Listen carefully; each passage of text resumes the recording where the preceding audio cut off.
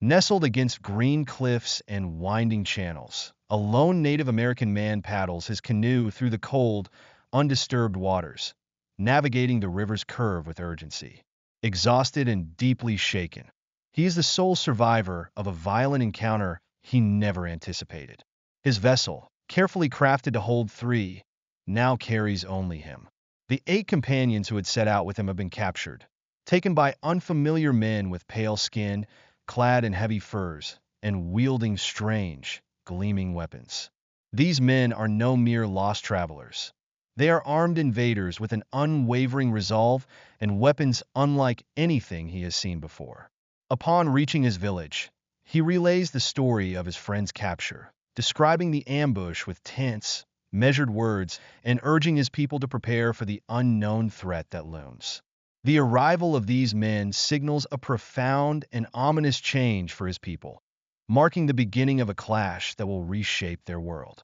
The native people, his ancestors, have lived on this land for countless generations, carrying forward the stories of those who first crossed into this continent, braving harsh climates, and surviving among mammoths and saber-toothed predators. To them, these stories are more than myths. They are legacies of resilience and survival. Their ancestors overcame the bitter cold and wild landscapes, forming a deep connection to this land, a bond they would defend at any cost. With the shifting landscapes and the melting of ancient glaciers, the bridge that once linked their lands to the distant world of these newcomers had long since vanished, severing their connection to what was now an unfamiliar and dangerous presence. Over the centuries, the peoples of the Americas and Eurasia developed in isolation, each unaware of the other's existence.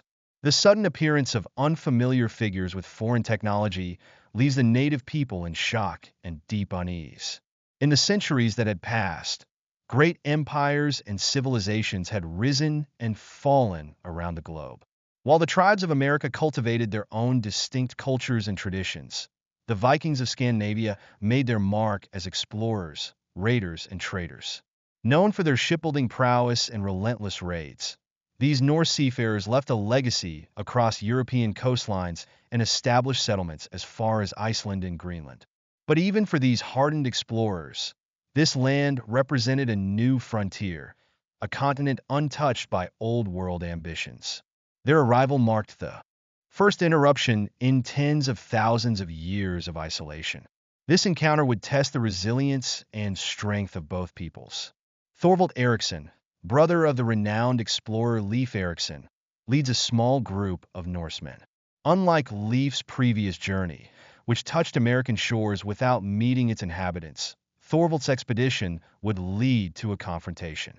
As the wary Norsemen stand by their ship, they see a fleet of canoes approaching, carrying warriors armed with finely crafted stone weapons, a testament to the native people's skill and connection to their land. The Vikings quickly gather in defense, forming a circle with their shields raised. A steady rain of stone-tipped arrows falls upon them, a rhythmic onslaught of sharpened, carefully crafted projectiles. Each arrow speaks to the generations of expertise and resourcefulness these native warriors have honed, their tools as formidable as any iron weapon in the hands of their seasoned fighters. Despite the relentless assault, the Vikings hold their ground behind their shields. As the skirmish intensifies, neither side gains a clear advantage. Both are too skilled and too resolute to yield easily. When the native warriors finally withdraw, the Vikings feel a brief respite, thinking they've withstood the worst. Yet fate intervenes. When a single arrow strikes Thorvald Eriksson, wounding him fatally. With his last breaths, Thorvald requests that his men bury him on this unfamiliar land, asking for a pair of crosses at his head and feet, a symbol of his Christian faith in a largely pagan society.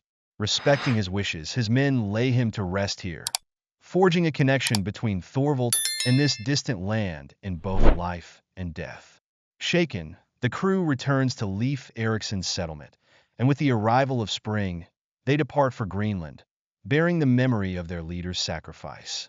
Their return stirs stories of their encounter, blending into the Norse sagas and becoming part of their collective history. Yet this is just the beginning. News of the land's mysteries spreads among the Norse, inspiring others to seek adventure in the wilds of America.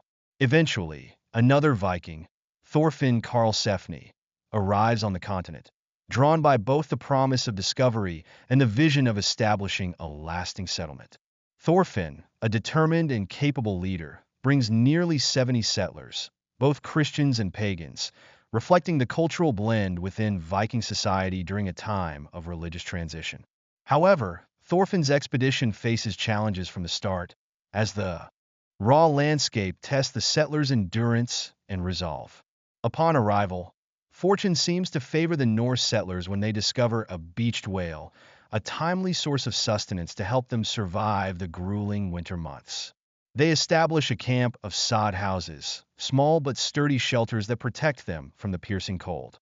The settlers' reliance on whale meat reflects the harsh reality of survival in this unforgiving land, where food is scarce and the elements severe.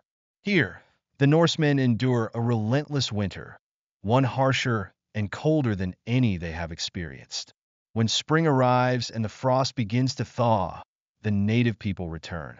Initially, they are startled by the sight of the Norsemen's livestock, an unfamiliar presence in their homeland. But soon, curiosity overcomes fear as they bring valuable pelts to trade and cautiously examine the Vikings' iron weapons. The Norsemen, equally wary, enter into a tentative exchange, each side intrigued and cautious as they bridge a cultural divide through this first trade encounter. Thorfinn, however, refuses to trade his iron weaponry, concerned that it could be used against them. Instead, he offers something entirely unfamiliar to the native people: milk from their livestock. The strange, milky drink fascinates the native traders, who eagerly trade their furs for this new commodity. As a precaution, Thorfinn orders the construction of a wooden palisade around the settlement, revealing his concern about the native tribe's long-term intentions. This defensive structure highlights a fundamental difference in perspective between the two peoples. While the Norse see a hostile environment requiring fortification, the native tribes view the land as a shared space, without borders or barriers, a contrast that foreshadows further conflict. In the fall, the native people return in larger numbers, bringing more pelts and keen to continue trading. However, an unfortunate incident occurs when one of the native traders attempts to take an iron weapon from the settlement. A Viking, interpreting this as an act of hostility, reacts instinctively and kills the man. Fear spreads among the native traders, who retreat in panic. Aware of the potential for retaliation, Thorfinn decides on a preemptive strategy. He gathers his warriors and plans an ambush in the nearby woods, aiming to confront the native fighters on Viking terms. The ensuing battle is fierce and unrelenting. Stone-tipped arrows meet iron-forged axes, and the clash of warriors' cries fills the forest. Each side fights with the determination of those defending their way of life. The native warriors, skilled with tomahawks and arrows, demonstrate deadly precision, while the Vikings, shielded by iron armor and wielding powerful axes, hold a slight advantage in protection. The Norse push back the native forces, leaving several fallen behind in the woods as a somber reminder of the clash between cultures. Despite their victory, the strain of constant conflict weighs heavily on the settlers. By winter's end, Thorfinn decides it is best to abandon the settlement. They load their ships with valuable pelts and American grapes and set sail back to Greenland, their hopes for a Norse America dimmed, but not entirely extinguished. These events are later recorded in the Saga of the Greenlanders, one of two Icelandic sagas chronicling Viking encounters with the Americas, which they called Markland, Helgeland, and Vinland. The second saga, the Saga of Eric the Red, recounts a similar story, though with notable differences. This version merges the tales of Thorvald and Thorfinn, adding a dramatic battle scene in which the native people outnumber and nearly overcome the Vikings. The Norse are only saved when Freydis, a woman known for her unbreakable courage, intimidates the native warriors. By baring her chest and striking it with a sword, both sagas, deeply rooted in oral tradition, contain elements of medieval folklore with details that blend heroism with the supernatural.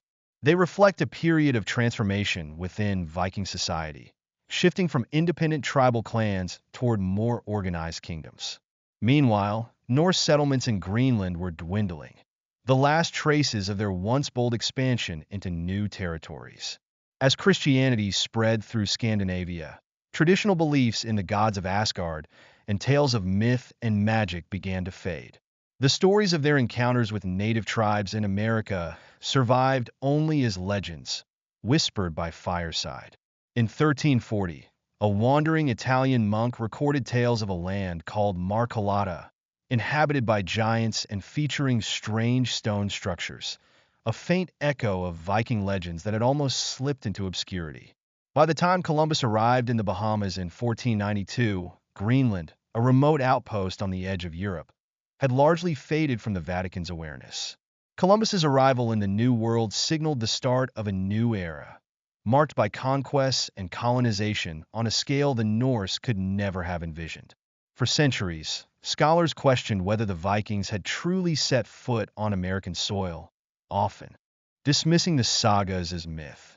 However, in 1960, an archaeological dig at L'Anse aux Meadows in Newfoundland uncovered evidence of Viking presence.